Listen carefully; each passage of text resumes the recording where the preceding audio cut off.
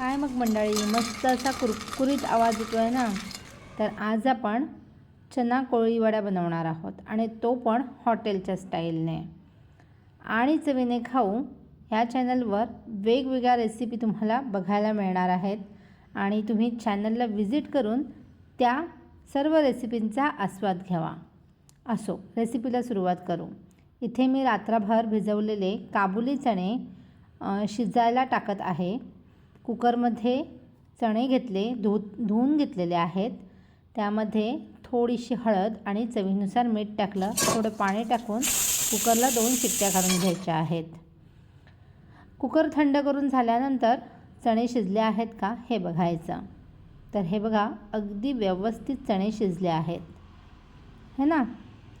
तर आता मसाल्याची तयारी करू. ताटामध्ये थोडंसं तेल घेतलं, पुन्हा चवीनुसार मीठ आता पिठाला लागेल एवढंच घ्यायचं, कारण की चण्यामध्ये आपण वापरलेलं आहे. नंतर लाल तिखट, थोडीशी हळद, आमचूर पावडर, धणे जिरे पावडर आणि आलं लसूणची पेस्ट असं सर्व साहित्य घेतल्यानंतर बेसनचे पीठ, तांदळाचे पीठ आणि थोडंसं कॉर्नफ्लॉवर घ्यायचं. सर्व पीठ एकत्र करून घ्यायचं. आता थोडंसं ओलसरपणा होताच आणि पाणी घेताना आपल्या चण्यामधलंच पाणी थोडं थोडं करून घ्यायचं आहे. भरपूर पाणी टाकलं तर खूप पातळ होण्याची शक्यता असते. त्यामुळे थोडं थोडं पाणी मिक्स करून घ्यायचं आणि तुम्ही व्हिडिओमध्ये बघाल अशी कन्सिस्टन्सी आपल्याला करून घ्यायची आहे. आता पीठ तयार झालं. मग चणे छान मी गाळून घेतले आहेत, तरी पण ना थोडासा ओलसरपणा चण्यांना असणारच आहे.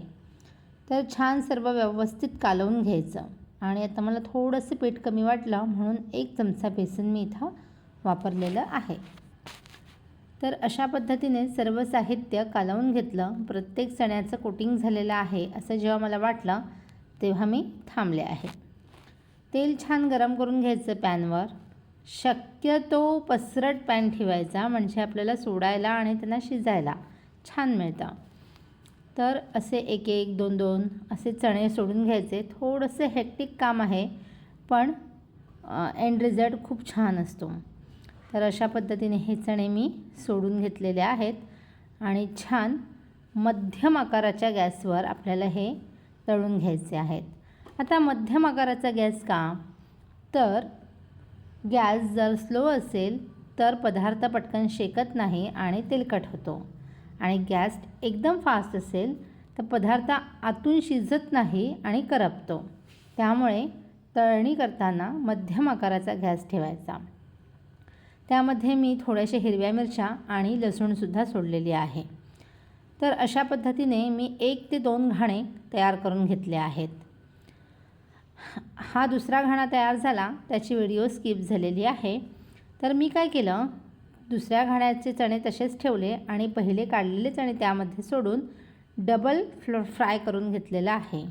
आणि आता ते खूप असे क्रिस्पी झालेले आहेत. अशा पद्धतीच्या रेसिपीज तुम्हाला जर आवडत असतील तर चॅनलला नक्की सबस्क्राईब करा. आणि ही चणा कोळीवड्याची रेसिपी तुम्हाला आवडली असेल तर ती शेअर करा आणि लाईकसुद्धा करा. आणि तुम्ही कशा पद्धतीने बनवता ते सुद्धा कमेंटमध्ये नक्की सांगा. एन्जॉय. वाव!